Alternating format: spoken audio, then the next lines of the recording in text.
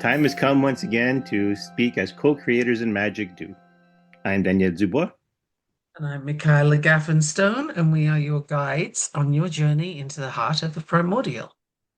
All right.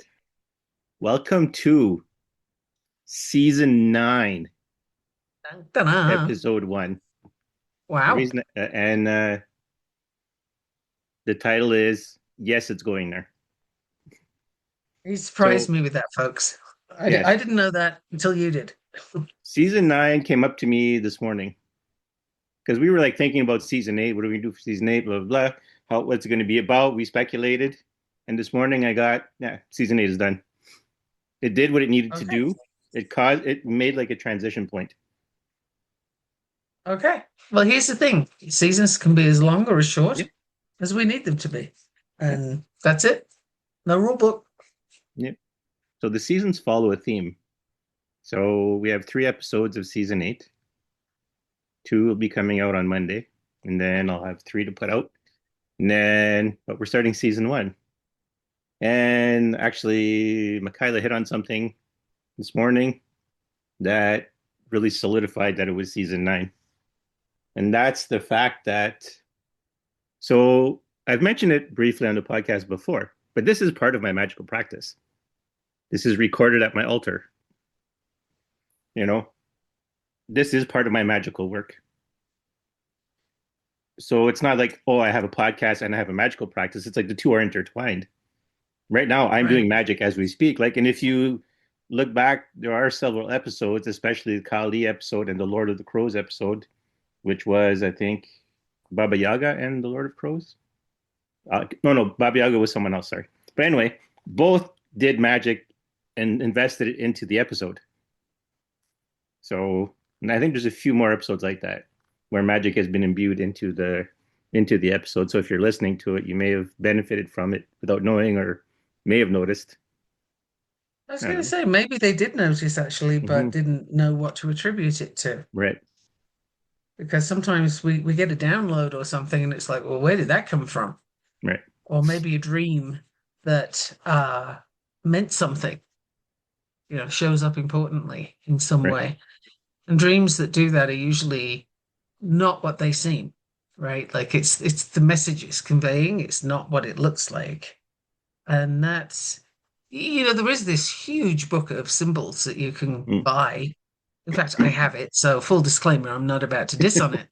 But at the same time, that can kickstart how you need to think about the symbols that you've witnessed. But I wouldn't rely on it 100% because, again, it's something that's written, and that means it's solidified, which means it's not growing, it's not flexible. It might not be pertinent to whatever you saw in right, your dream. So, a key, I would say, if you're not doing it already for the listener, is the second you wake up, grab your phone or pen and paper if you're organized mm, enough. But for me, it would be the phone.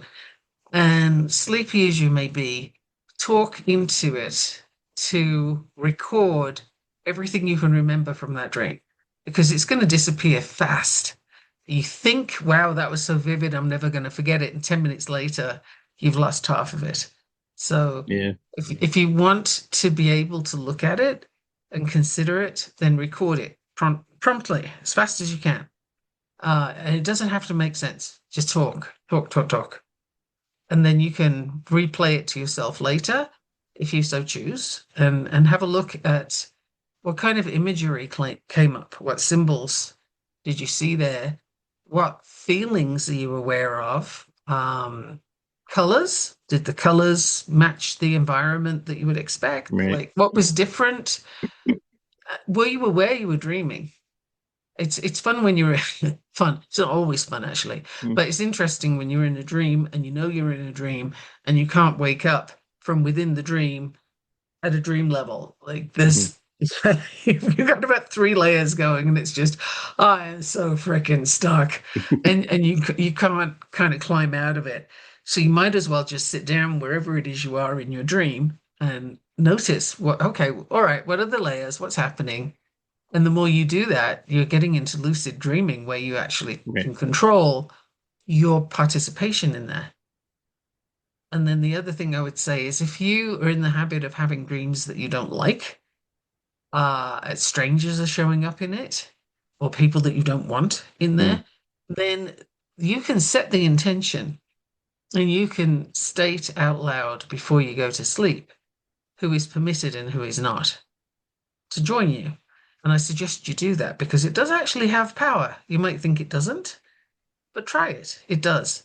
And if you've got visitations happening, okay, you may want to get rid of that. That might be yes. extras that you don't need in your environment. And there's no need for physical manifestations around you. Um, that's not necessarily a friendly thing. So, you know, assess what you've got. And if you Yep. have a symbol book, it can be a great place to start. Just don't stop there. Right. Because, I was going to go a whole Carl Jung thing. So the collective unconscious, right? So there's going to be a lot of common symbols because we're the same species. But I think I've said this on the podcast before, but your individual symbols supersede the group symbols, the common symbols, because they might mean something totally different to you and have a different weight for you.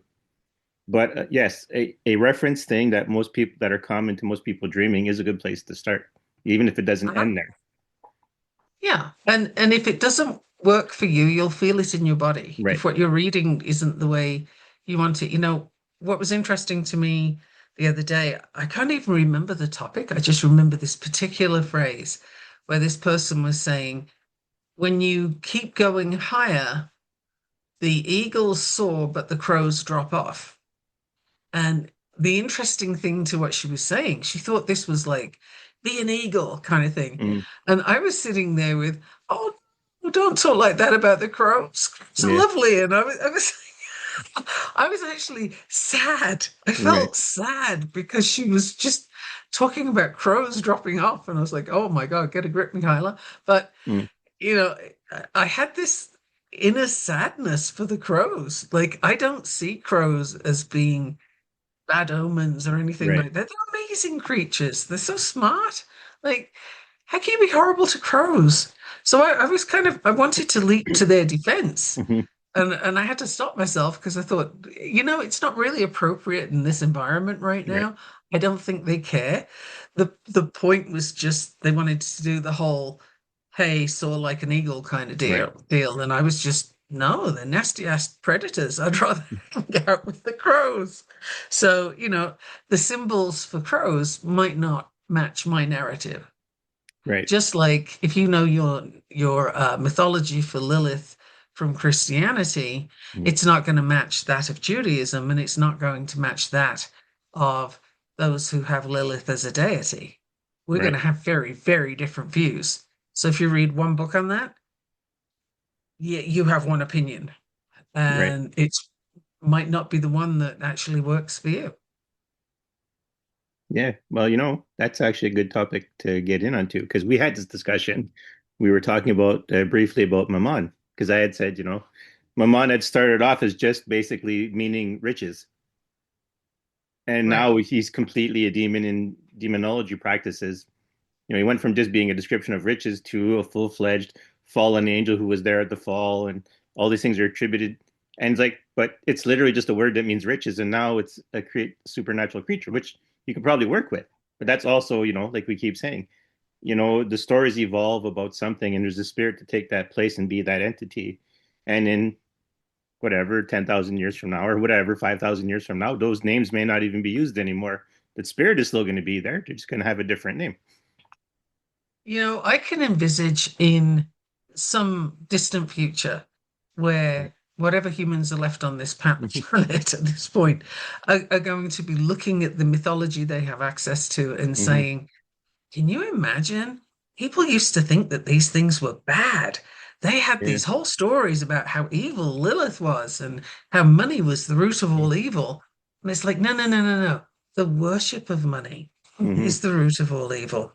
It's we bastardize so many important sayings Yes. and we use half of them and completely alter the meaning.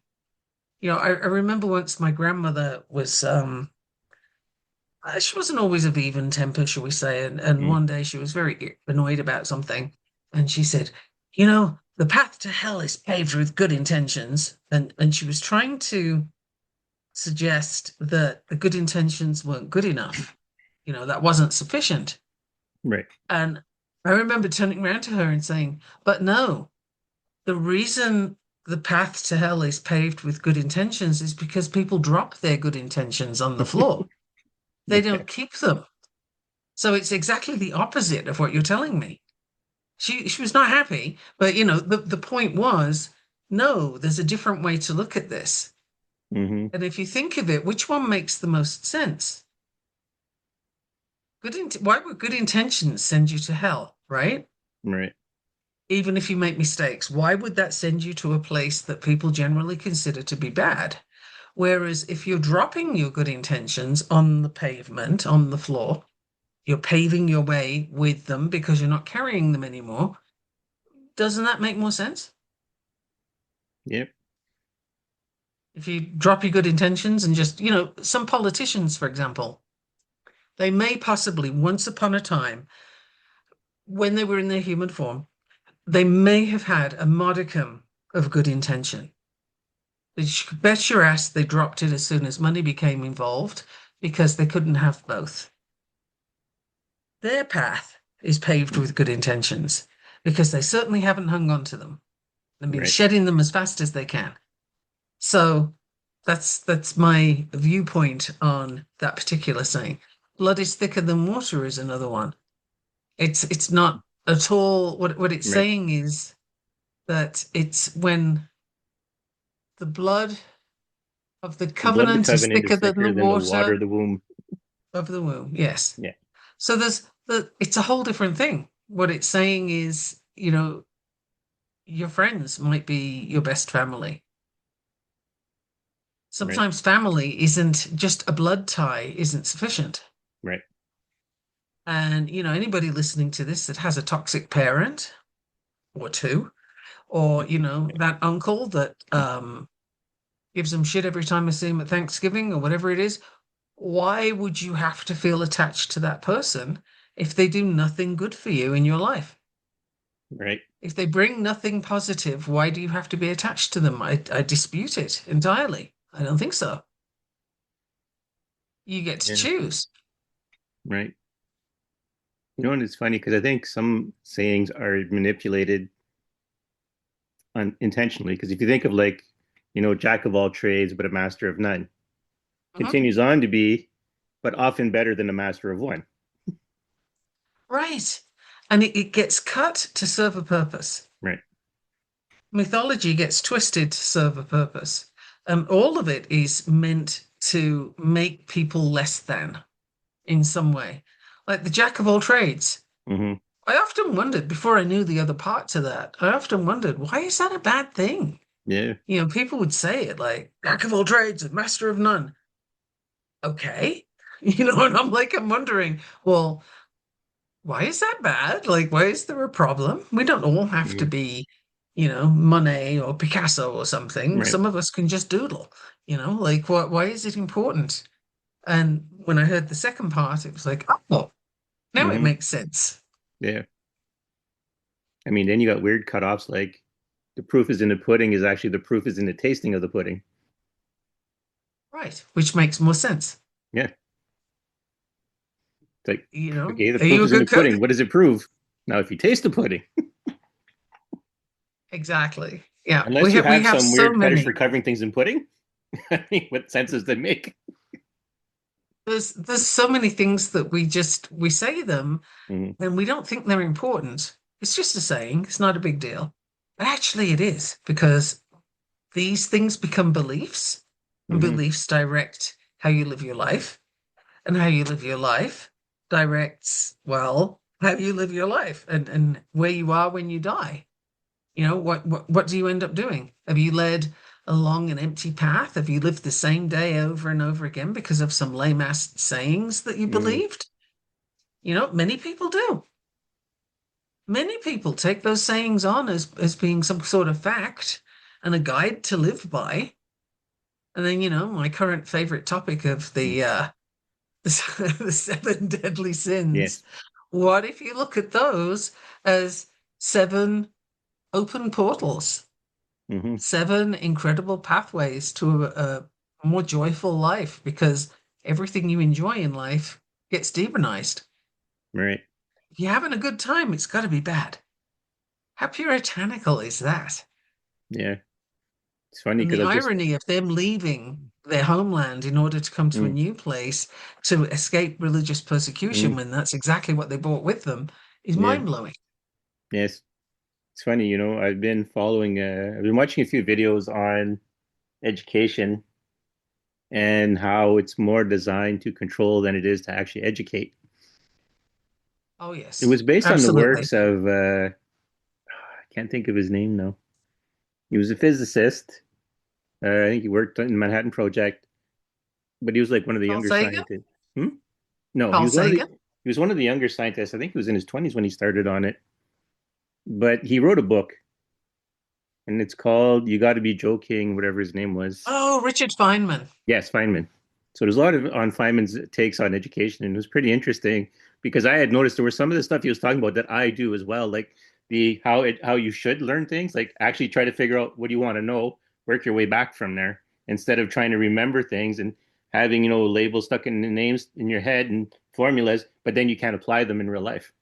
But if Exactly. you, yeah, but if you actually figure out what the formula is actually for and test it yourself and not just take for granted that it works, you can then apply it because you now understand the nuance of it, what it really means.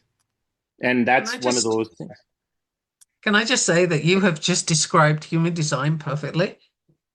That's Mm, exactly what you do with human design. You take the concept and you test it out and you work backwards to, okay, well, what am I doing instead of that?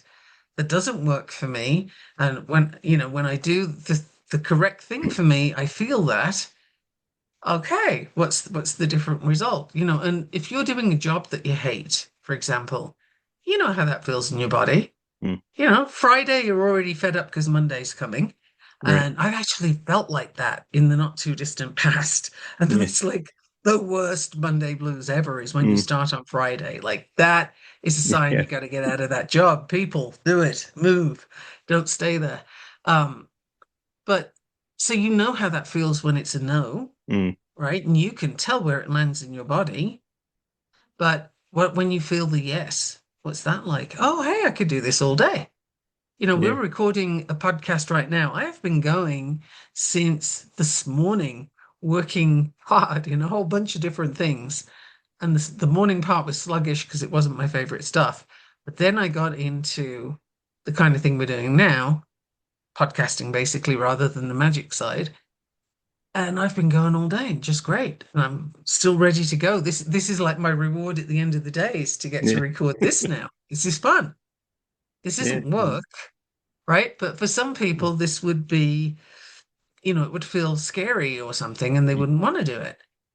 So we do know how things show up for ourselves, but it gets buried under what everybody tells us. So exactly what you're saying, you don't have to remember labels and, mm, facts and figures and stuff in order to be smart. Ideally, forget those and figure out what do you need, which is why when you look at like a 4-year degree, for example. mhm, Okay, you can start that 4-year degree and maybe you'll love it, right? Like maybe you'll actually really enjoy all the information you get. And maybe after 6 months, you say, you know what? I'm good. I think I've learned what I need to learn from this. I'm not interested anymore. Now, everybody's going to make you feel wrong for that. mm, Everybody in your environment. You can't be a quitter. Da, da, da, da, da. They're going to have a story. Their story for you. It's not about you. It's their story. But what if you know enough now and you don't need the rest? Just because Right. somebody else has labeled it and said you need that length of time, that doesn't mean that at all. Yeah. It's funny. I worked with someone who's had a child like that. He was he was sharing a story. He says, I think at the time it was not too long before he was retiring. But anyway, he was telling me, he says, like, he says it's a little frustrating, but it is impressive to see. He says, like, he'll do something, he'll learn it, he'll learn the shit out of it, get into it, and then once he's satisfied, he moves on to something new. At the time we were talking, he had gotten into bodybuilding, and so he was focused on that. But he would say, like, he would go and he would take a subject, and that would be his passion for however long it is until he figured out what he wanted to figure out from it. And then he'd say, okay, good, I understand it. Now I'm going to the next thing. And he says, like, as a parent, it's frustrating. He says, but he can see the potential of it. Because I think this guy ended up going, after we worked together, he ended up going to be a motivational speaker because that's really what he wanted to do. And so he was just starting when And he was working with me. But and he had the yeah, perfect way of learning all the things he needed to know for yeah, that, right? The thing is, if we're left to our own devices, we are not going to follow those lame master rule books and right. those, schedules of the bell rang, now do this, the bell rang, now do that. Oh my God, we're Hmm. Pavloving all the kids. Yeah, Like the bell rings, salivate. No, this is not how you deal with humans. This is how you turn humans into less thans. yeah. And we're not here for this anymore, people. Come on. We cannot keep Hmm. doing that. That is not okay. That has got us where we are now. And that's got us to the place where there are still unbelievably people who will defend those who are actively harming others. And Hmm. you just can't understand how somebody gets to that place. But I would say it's when they are desensitized and turned into robotic less thans that's how that happens. Yeah. And it's interesting because it's fun to flip things on their head, like when you think of Oh, I sayings love and doing stuff that. like that. Yeah. And I mean, sometimes the work is done for you, right? And I'll give this example. He who hesitates is lost. Look before you leap. Right, Which one? right. And then are you going to argue in favor of both at the same time? Because some people do that too. Yeah. And or is it just, well, it depends, Yeah. or maybe neither? Because somebody with an agenda is going to use those for you. And what leapt to Right. mind was, okay, if somebody's trying to persuade you to buy something, they are 100% going to tell you, A, money loves speed. I've Right. heard that I don't know how many times. Money loves speed. Interesting. Money loves fast Mm-hmm. decisions. He who hesitates is Mm-hmm. lost. Yeah. Act now, it'll be gone later. Right. Do it now. FOMO, fear of missing Yes. out. They prod you in your FOMO, and if you haven't got one, they'll build it for you and then stick it on your head like a goddamn crown. And while you're wearing it, then they poke you in the FOMO. So, this whole thing, if you can step back and just look at that and say, well, all right, was I okay before this started? Was I suffering from a lack of something before they started telling me what I was missing and how fast I have to act? Because human design, I can tell you that there are very, very few people walking around who are actually designed to make decisions that fast about something as important as where they're going to spend their money. Hmm. Yeah. Sometimes and maybe you're picking up a tarot deck and you're just like, oh yeah, I gotta have this. This is it. This is mine. It speaks to me, etc. Sure, but if you're going to spend a few $1,000s on something, or even a few hundred, don't let somebody else push you into that by Right. using these lame ass sayings like no, or creating an artificial FOMO. Right. See, is that not some kind of magic actually that people do that to you? Yeah. I mean, it is. They create something that didn't exist before. They tell you it's yours. They convince you it's yours, and then they Yeah. get you to act on it. Is that not Right. magic? Mm-hmm. You know, Aha. that actually brings us back to what we started off with. So me saying that doing this podcast is part of my practice. And I would argue, and I think I've mentioned this on the podcast before, that you should really start looking at your magic that way as the work you do as part of your practice. Because if you're going to do magic, Yes. it might as well follow along with what you're actually doing, right? So a mechanic should do mechanic magic, a nurse should do nurse magic, you know. I mean, a politician should do politician magic, but wherever that takes you in your mind. But Yeah, I'm gonna leave that one where it went. yeah. But and if you're wondering, well, what kind of magic can I do with my work? Well, again, it's what's the extra that you can do? And I don't mean giving extra productivity to the Right. company or whatever. No, I'm not talking about bleeding yourself dry, but it's more, for example, you mentioned nurse. Hmm. Okay, so having been one, I can definitely speak to that. And there's a world of difference between doing the job the way you're told to do it and sticking to that, or Right. taking a little extra time to listen to the person who's in the hospital bed, to hold a hand of somebody who's Hmm. dying, to reassure someone who's frightened of a procedure they're going to have. Like that's your magic, is putting a Hmm. little you into your work, but it needs to be a legit contribution, right? And you're not Right. doing it for the machine, you're doing it for your human connection. And that's a Yes. very different thing. Now, how would an engineer do that? Well, I don't know. Maybe you help a colleague, maybe you just pay a little more attention to detail. There's something there that would be important for you to contribute that you don't strictly have to, but it'd be really nice if you did. Well, right. I think the easiest way to begin with it, if you will, is your intuition. Is it tuning your Yes. intuition to the task that you're doing? Like think about a nurse who spotted something a doctor didn't Oh with the my patient, God, that happens a lot. right? Well, That happens a this is lot. why I brought up nursing because it gives me a lot of really good examples how you can apply magic. Uh-huh. The Uh-huh. the engineering part may not show up as much, but definitely the nursing part, right? Because you have a lot of it, and it's already built into magical cultures. Magical healing is already built in, and nurses are part of that, so you already see Uh-huh. it, right? And but intuition, right? Because that works even if you're doing like engineering and you get a computer model, but you're like, something doesn't feel right with this. I know what the machine is telling me, but I'm pretty sure Uh-huh. that's not going to apply in reality. And we get disconnection and a lack of magic when we don't pay attention to that. Right. Um, an example that just leaps to mind is when I was having my first child, I went into premature labor and I didn't scream, right? Like I don't know, British upbringing, whatever, I Mm, didn't scream. But the machine that they used to check if I was in labor or not gave them information that said I wasn't. I said, "Oh, I definitely am. mm, I can tell." They believed the machine over me, and I ended up having a kid that was delivered way too fast, got excessive molding of the head, which is when the bones kind of right. slide over each other and you get brain hemorrhage.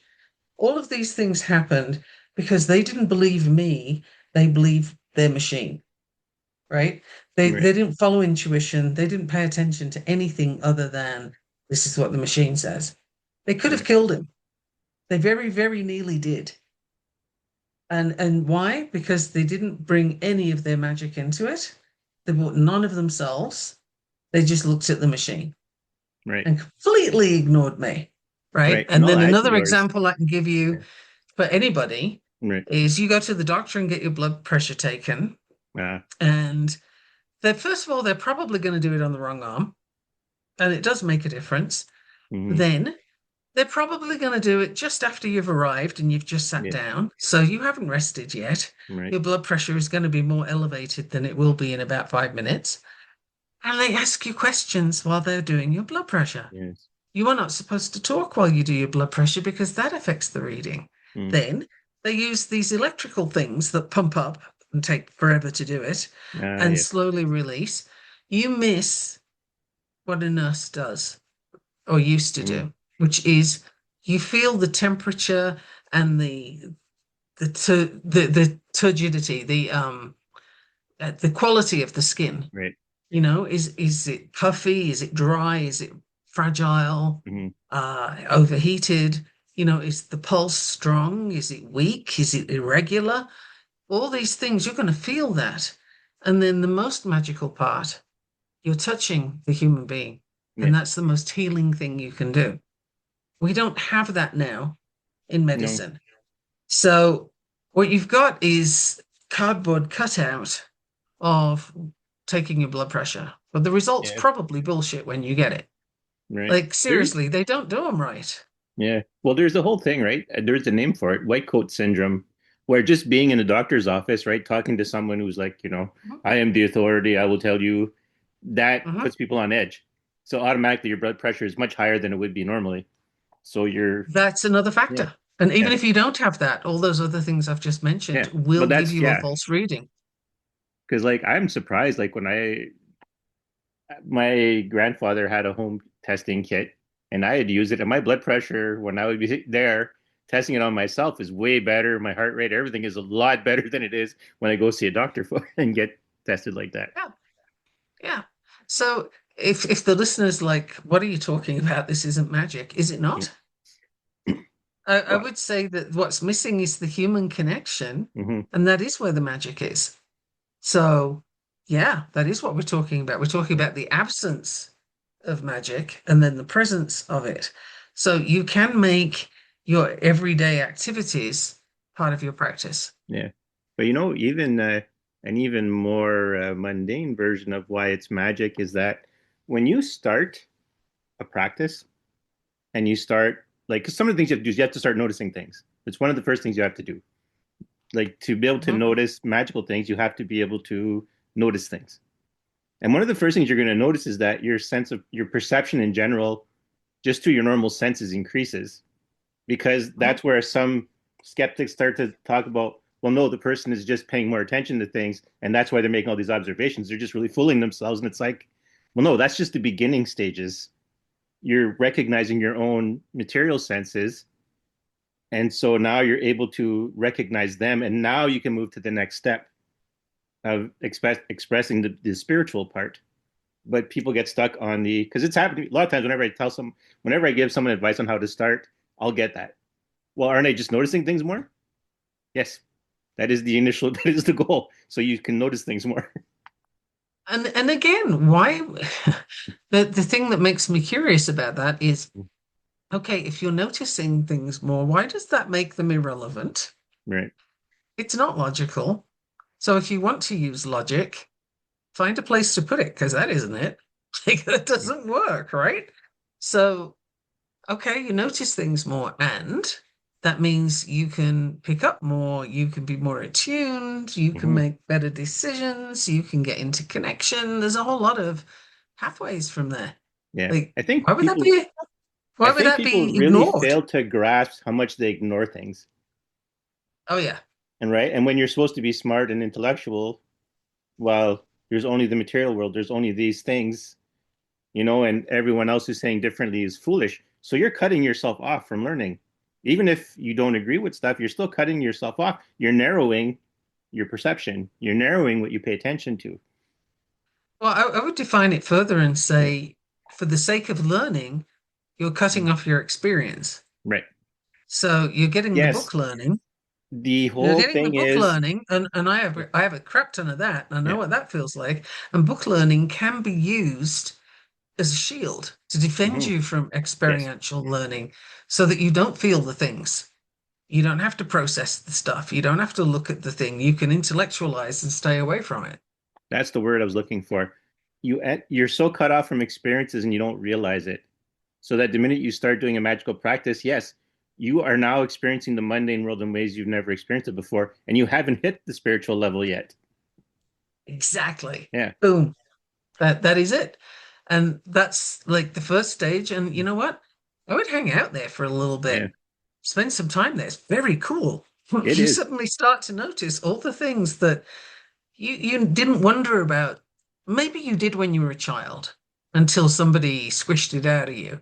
Hmm. But watch a kid looking at an ant moving. And unless there's something wrong with the child, they're not going to want to harm the ant. They're going to watch it and be fascinated. Like this tiny creature, what's it doing? Where's it Hmm. going? Where does it live? It went down a hole. Where did it go? Like they have lots of questions and a lot of wonder about that. And it's something we lose because you're not allowed to keep it, right? Right. It gets squished out of Yes. you. That's what I was going to say. And It's not a function of aging as a human being that, you know, makes you lose the childlike ability to perceive things. It's the environment you're in, it's the society you're in, it's the culture you're yeah, growing up in that takes it from you. You have it. Like I say, I was never allowed to lose it or walk away from it, but I never realized how important saying I was never allowed to walk away from it because I huh? was never allowed to ignore it. Because I could have been like everyone else and just started ignoring it because people said, no, that's silly. You have to do these things. I was just never allowed. I just never went down that path. So it's not like, as a human being, if you were never pulled from it, you would be spiritual your whole life and you would be experiencing these things your whole life. And by the time you became an adult, you would by nature be a practitioner. Which, artists often have that kind of attunement because they don't lose their appreciation of what they're looking at. But for so many people, it gets squished out of you. I mean, when I was a kid, we lived in the outback in Australia for a while. Now, Mm-hmm. there are a lot of wild things out there. And my brother and I, being intrepid souls, would disappear off into the bush, and anything that we could catch that didn't have a collar on, which was anything that we could catch, Mm-hmm. got to come home with us. And, if it needed water, it lived in the bathtub. And if it didn't, it went somewhere else. But every time we were left to our own devices a lot. So every time when the parental unit would arrive home, there'd be wild critters all over the house because we would be, we'd be filling Right. tadpoles, turtles, like if we could find those. And then oh, I had a redback and a blueback spider, which are Mm-hmm. cousins to the um, black widow Yeah. spider. I kept those in matchboxes, and I kept them alive too for quite a while. Mm-hmm. And we had all kinds of creatures. I was playing with a scorpion once that my brother thought it was fine to leave me playing with, but to me it was all alive and it was all part of the environment, and we were part of the environment, and so that's what we did, right?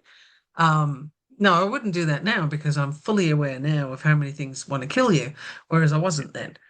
So Right. now I probably wouldn't be as successful as I was then. I had no fear.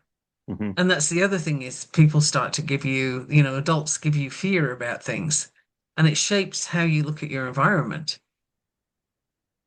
Of necessity, it does. I'm now going to look at a redback or a blueback and say, very nice. No, I'm not picking it up. Thank you. Whereas as a little kid, sure, put it on my hand. That's fine. Yeah. Didn't have a problem. It was pretty. Mm-hmm. And yeah, so that's the thing, So, right? you know, Yeah. Because people, when they start a magical practice, I find, at least when I'm talking with people, it's like they don't say it, but it's like they expect to go from here's the mundane world, and now all I see is auras and magic, and astral colors and spirits and whatever. And it's like, no, no, there's a transition where you understand the material world better.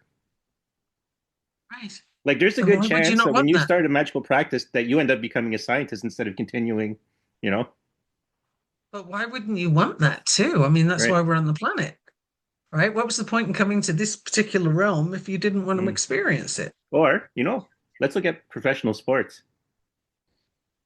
Almost every athlete is like at least a borderline practitioner because of all the new techniques used. You got yoga in there, visualization, like really push. Like goalies don't even like practice on the ice a lot of times. It's just they're looking at a screen and things are being shot, and then they got to defend based on what they're seeing on the screen. And it's like reflexes aren't as, but yes, your body's increasing and you're doing all these mundane level stuff. But you have to remember the spiritual is not disconnected from the mundane. So if you were pushed in that direction, there's nothing stopping a professional athlete from becoming a practitioner, Right. Yeah. Somebody I used to find fascinating was Mark Phelps. right? If you watch Mark Phelps sitting in the Michael or Mark? bleachers or whatever, sorry, Michael or Mark? Michael Phelps. Yeah, the swimmer. Thank you. Yeah. Yes, the swimmer, Michael Phelps. Thank you. If you see him sitting down before a race, before he's getting in the water, his face is going through all kinds of contortions and Right. he's doing all kinds of talking to himself, and he has literally swum the race, won the race, gotten out of the pool and celebrated before he ever Mm. gets in. He's done the whole thing, and then he just goes and does it again. Right. But when he wins a race, it's not his first time winning that particular No. race. He's already done it. In the magical sense, Yeah. he's already done it. And now he just goes and does it in front of you. Right. You can look at that like this is a magical spell he's casting because he's Yeah. establishing the flow of energy of spiritual forces he wants to use to win the race and to enhance his chances of winning. Because that's mostly what you do with magic is alter probability to get what you want to get by altering the flow of things to get to where you want to go or what you want to achieve. You don't necessarily turn a cardboard box into a ice cream sundae like you might see in a cartoon or in a movie, but you can change the flow of forces around you. And the other thing is, I think a big part of magical practice actually is to understand the world you're in better. Yeah. Yes, Like absolutely. that is a huge part of it. And I think it's a stage that, don't expect to step out of it. That would be a pity. It's a great place to be. And, and you can do more from there and you can also do less from there, but to be there is Mm, preferable, right? Because then you can really just notice the things that other people just don't right. see. They walk past it all the time. I've been having fun lately watching. We have two puppies, and I don't Yeah. know, they're what, 4.5 months old, bright little tartars, digging up the backyard and everything. They are mayhem, pair of them. But I was sitting on the back step just watching them the other day, and one was following this ant around with her nose, just fascinated. And Mm, wherever the ant went, she went. And she was just like following this ant. And then she saw like a cricket, I think it was. And then, oh, what's that? And she went after mm, that. And it was like watching a kid. But the fascination and the absolute absorption of the dog in what this new creature was and what was that and what did I hear? And then looking up and seeing a bird and really trying to figure out, how do I climb this bush? You don't climb the bush, dog, but how do mm, we climb this bush to get to the bird? And the exploration these dogs are having mhm. is so much fun to watch because you can see they're in a state of wonder. They're Right. getting more magical practice going than some humans ever get. Yeah. They're totally in the moment, like really, really feeling it. And it's so cool to watch. Yeah. You can argue because this came up as you were saying that. Think about how work life works right now for so many people. Although I think it's coming to an end as a because it's not sustainable. But you spend a lot of time thinking, or the general population spends a lot of time thinking, when I retire, I got to save up my money. I got to build up my portfolio for my retirement. And when I retire, I'll travel. But right now, I got to Oh, work, right? uh-huh. So it takes you out of the now because you're in so many future events that you're not paying attention to where you are. So you can't be in the moment. It's hard to work that magic. It's hard to experience life when you're busy. Like the life experiences you're having will force themselves on you, but they're not going to be life experiences usually you want. They'll be work related. They'll be one thing you have to fix, like your car breaks down. You got to do something with the plumbing but it won't be the things you're looking for. It won't be the things that are enriching your life. Exactly. And that's how to miss your life, Yeah. right? Like how to completely step outside of the opportunity you've been given and sit this one out. Because that's what you're doing by, well, no, I have to flog myself to death so that I can have a nice retirement. Dude, you're probably going to have a stroke 2 weeks after you have your retirement. Mm, Like, typically, people don't retire anymore. First of all, it's not a thing because the global economy won't support it. right. That's one thing. But also think of the concept of retirement. I mean, when that first became a thing, right, which was industrial era onwards. So when retirement first became a thing, what it meant was you are no longer useful out to pasture with you, right? Right. You are no longer as productive as you were. Let's get rid of you. And so they put an arbitrary age on things when they thought you were no longer useful, and you get booted out. It wasn't for your benefit ever. No. It was just turnover of workforce. Get the next robot in, and we'll get rid of this one. And what are we going to do with them? Well, we give them less money to live on, less health care, and less opportunities because, hey, they've worked all their lives and now we're not going to give them anything because they don't count anymore. Like we have Right. totally cocked that up. It is exactly the wrong way to do it. People of retirement age should, I think, should still be viewed as elders Right. and looked at for the wisdom. Like, what have you learned? What can you pass on?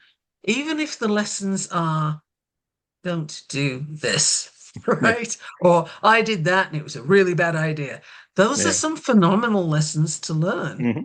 And if we don't listen to people because they've hit retirement age, then, you're losing. It's like giving away a gold mine. You're Yep. losing a very rich source. And yet we've been kind of tricked into doing that. Now, I know native cultures still Mm. haven't been tricked into it in the Right. largest sense, but why would you not respect people who've been around the sun more times than you and maybe have learned a few more things? Right. I Why think. have we stopped doing that? Instead, it's all, oh, you're looking old. Oh, Mm. you've got wrinkles. Oh, your hair's going grey, or whatever it is. Mm. Like, that's so fucking superficial. Get over it. Is that Yeah. it? That's the level you're at? Yeah. If that's your level, you're not doing magical practice, I can tell you that. Yeah. It's because I think people fail to understand the continuity of learning. Like if you look at, right, we have periods of history where things accelerate really quickly, right? Technology and things like that. So you come up with discoveries or discover a new mineral and it makes everything. So when Yeah. we've hit one of those periods, right, where like if you, I used to have this conversation with my grandmother. I was like, it's weird to grow up with TV and a phone, and the phone was in the kitchen, and you can't leave the kitchen if you're talking on the phone, and TV's in the living room, and then now I can watch TV on my phone and I can be anywhere. I don't even have to be at home, right? And then I was thinking, I'm looking at my grandmother, I'm like, and you were born before there were phones where you were, like, and before there was television Yeah. where you were. So for you, it must be even more astonishing to have that life of now you can watch, on your phone, TV on your phone, away from your home. Like that must be even more astonishing for you. At least I was born immersed into telephones and televisions. But you know what I think we typically mistake is Right, we think that quote unquote progress right. is something that the people who did not grow up with it are jealous of. And And that's kind of as where I wanted somebody, to go, right? With that is uh-huh, like, so the mistake is thinking that these people have nothing to contribute because of all these changes happen so quickly. But that's not true at all. Because one, they also experienced that new technology showing up. So they also have a perspective on that technology and how it compares to before. Because one of the things I used to hear was, I think it was my grandmother, same grandmother, and her mother would have like these conversations, or her sisters, or something like that. And it used to be, there would be a party every weekend. Everyone, family and stuff would get together and everyone would play their music. When TV came along, there weren't as many parties. right? And so my kind of thought was, well, maybe a lot of people didn't really like the parties and didn't like everyone there, but that's all you had, so you did it. And now that there's a different option, you moved from it. But there were still parties. I still grew up with people playing music and there being parties, even though TV was well established by the time I came around, or at least well established enough that you had enough channels that you could, you weren't fighting with the television as much, or at least, yeah, I don't think so. But yeah, but like they still have an observation, and life is still life, regardless of what you shows up, you Oh, know, yeah. and they've No, still but the had that experience. understanding, I think a common theme that's happened over the last few hundred years Right. is the perception of how to connect with each other and the need for connection Hmm. shifts. And we're typically, I would say, losing. Every generation is losing something. It's losing out. And we're now at the point where, literally people will sit side by side and they'll talk to each other on their phones.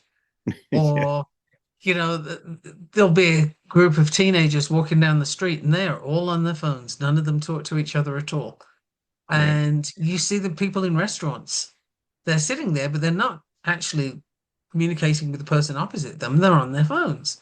Yeah. And kids are being babysat by the iPad Yeah. and they're becoming hooked into internet, you know, and as somebody who works with kids with autism, I am so heartily sick and tired of parents. So, hey, if you're one of these parents, frickin' own it. I am tired of these parents saying to me, "Oh, my child's really addicted to using the phone and using the iPad. Whatever can I do? Can you help me?" Well, your kid's 3. Why are they addicted to the phone? Yeah. Like, why did you do that? Because this is not an automatic thing that happened because they were 3. It happened because you kept giving them the damn phone. It Right. happened because you used the iPad as a babysitter. So if Hmm. you're going to do that, own it. And, be prepared for the work ahead because you've created an addiction that's going to be difficult to undo, right? And people, what I'm noticing with parents is they don't understand this at all because they also grew up with social media and what Right. have you being there for them. So they just figure, well, what's wrong with that? You know? And then in the next breath we'll say, but my kid's addicted. Well, there you go, there's your answer. That's what's wrong Yeah. with that. How about, does your child ever play outside? Oh, no, no, no. I don't want them to get dirty. Mm. Oh dear. Well, there's the first problem. And so there's that lack of connection where Yeah. some kids never see an animal, like a farm animal, in their life. They have no idea where the food comes from, for example. Yeah. Or, they wouldn't know a corn plant if they fell Yeah. into a cornfield. And these kind of things, I know some people live in the cities and it's hard to get out Hmm. there, but it's not impossible. It's doable. And so many people are just disconnecting and preferring to be online instead. Right. So, my generation, who did not grow up with that, I'm going to say that is a massive loss.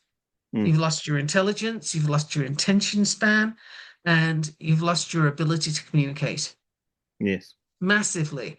These things that make you human have been taken away. And Yep. instead, you're hooked into a machine that makes the Matrix look like a day in the park, Mm. and I think that's sad. Well, And I would so I'm also sure the argue, generations before would say the same kind of things about whatever came in when we were kids. yeah, it's funny because if you actually pay attention, I find it weird that we're using the Matrix as a metaphor when you think about what the Matrix actually is in the movie franchise. This is the machines, their best intentions towards humanity. It doesn't seem like it because they're the bad guys of the piece. But when you actually look at the extended universe of the Matrix, you realize that the reason that human beings are in a matrix is because they wouldn't stop fighting the machines. So and then eventually ended up ruining their environment. You know, it was the human beings who destroyed the environment. So the machines not Ah, wanting to destroy humanity had to come up with a solution, and the matrix was their solution. And it used to be like if you follow the Lord, the beginning was it was an idyllic heaven-like setting. Human mhm. beings couldn't live in that way.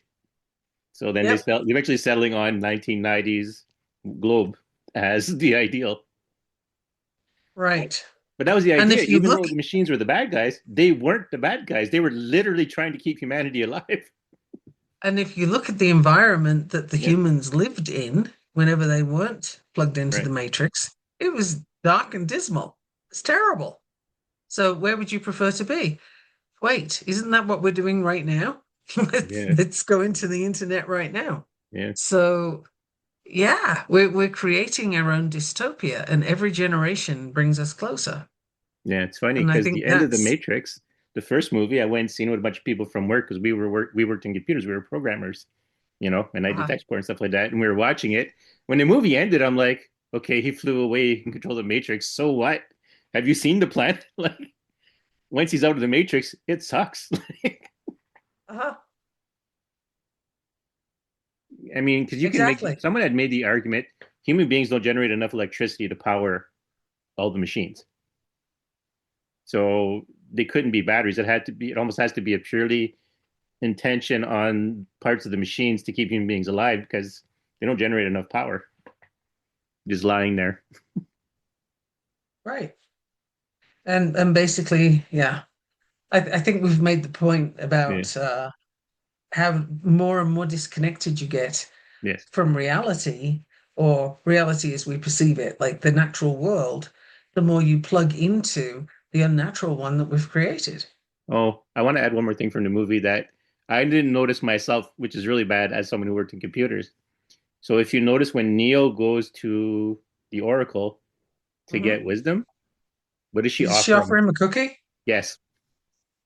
Cookies He for the had to accept computer? the cookie before he could continue. Uh-huh. So That that was was pretty good. actually very funny. I got Yeah. that one. That was very funny. Here, Yeah. have a cookie. Wait a minute. Yeah. Or Well, he it could was finish. very clever, but Yeah. it- but you know what leaps to mind, and we are going to Mhm. jump a little, um, is what's his name?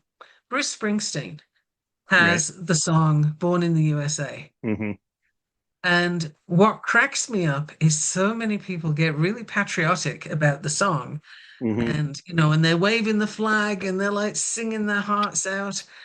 And the fascinating part to that is, have you ever actually Mm. listened to the lyrics? It's not at all singing the praises of the place. Right. It's saying what's wrong with it. And yet it's been all these years that so many people don't actually listen to it, and yet they can sing it word for word. Yeah. Isn't that fascinating? And Music is very entirely, fascinating like that. entirely miss the meaning. Like completely miss the meaning. It's staggering that we can do that. And that's how disconnected we are. People aren't paying attention. Yeah. They just follow the crowd. Everybody else is singing it. I'll sing it too. Oh yeah, let's wave the flag. But no, have you heard it? Like, Yeah. really? You might be able to sing it, but have you heard it? Because I think that's what's happening is people are just parroting stuff like you do at school, and they're not actually assimilating the information. They're not Right. understanding. Yes. And Oh, that's, this is a bad thing, right? yeah. Music is good for that. Like talk about being aware of things, right? Like not hard to really go to make the jump, but like the song Delilah, right? Tom Uh-huh. Jones. Like I used to sing it, and then I got the song, and I was listening through it its entirety because I have a habit of that. When I own a song, I'll listen to it all the way through. If I don't, it's just on the radio. I just sing along, whatever, not pay attention. But then I'm like, I'm listening. He killed her. Wait, what? Uh-huh.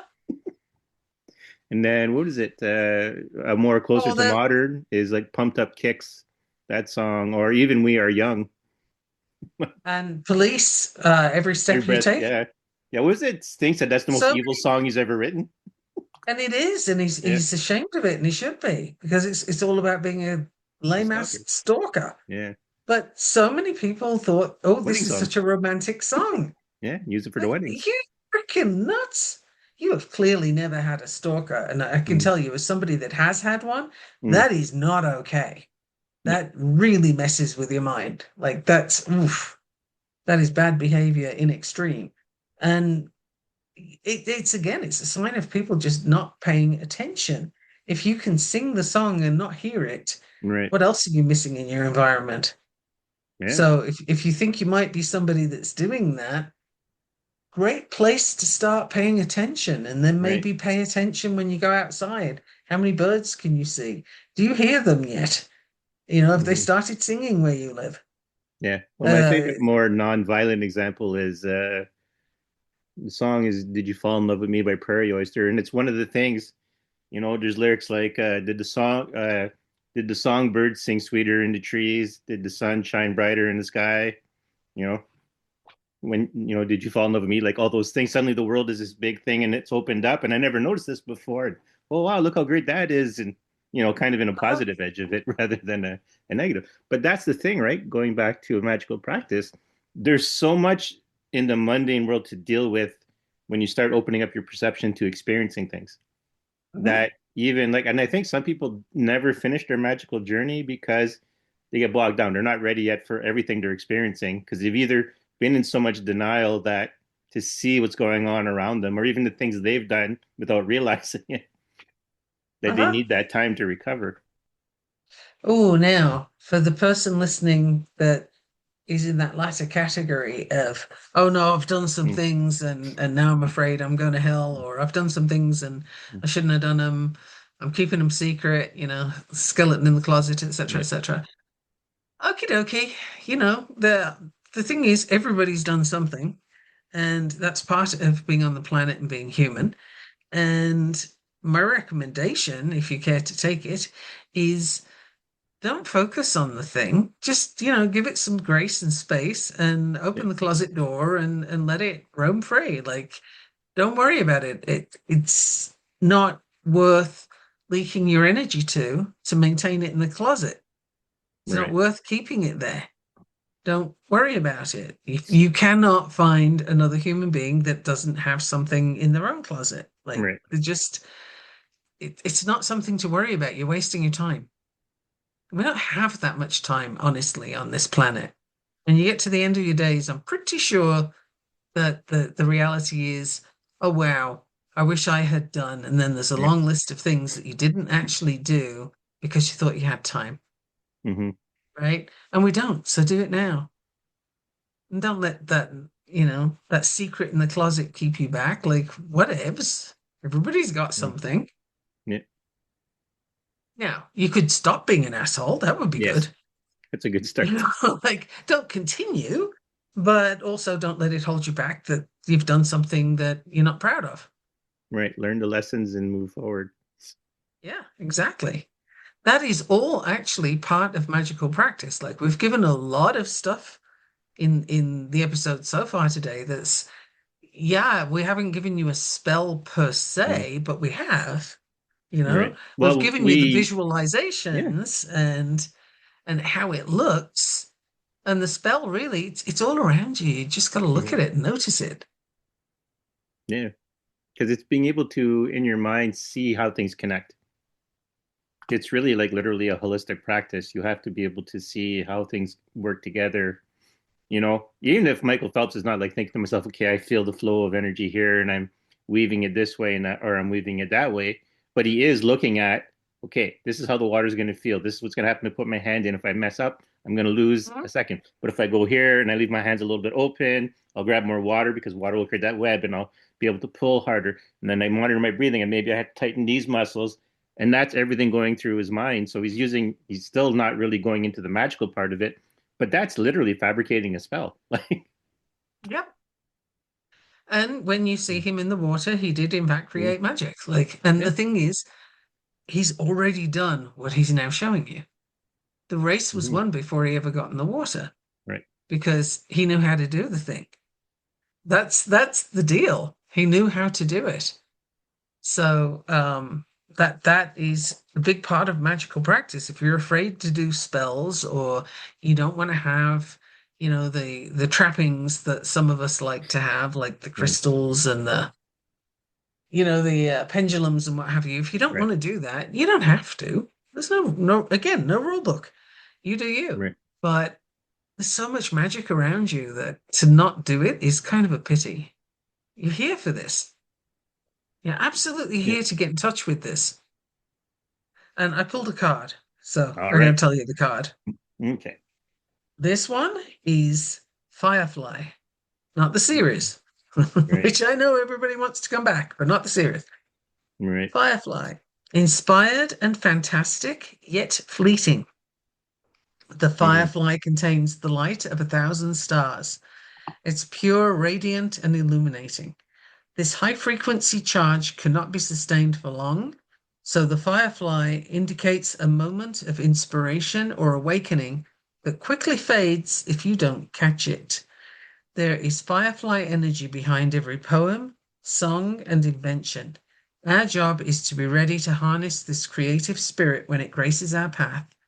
What can you do to support this precious gift and elusive light? mm, When in balance, you write, create, brainstorm.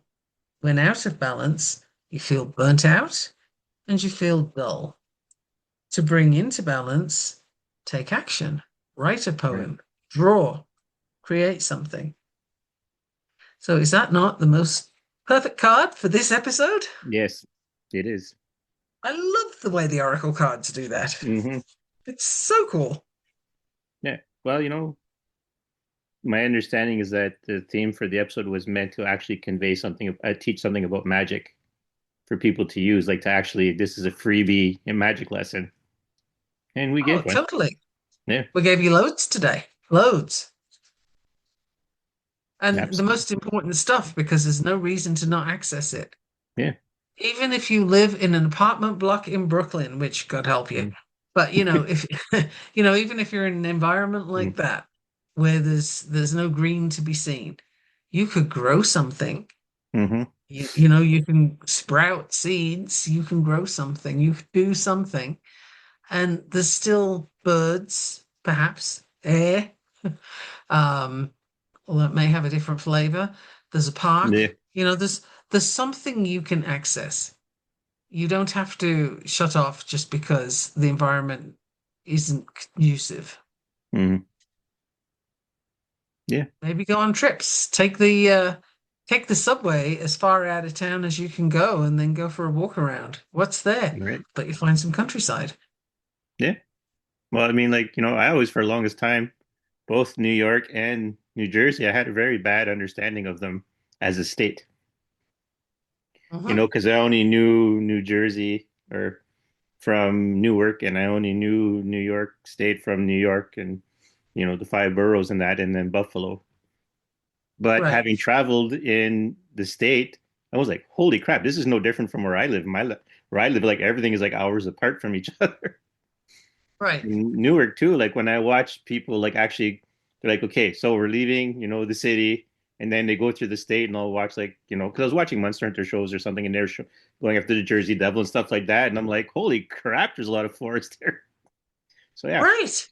So you don't have to stay in the downtown. You can go and access Hmm. some of that natural magic.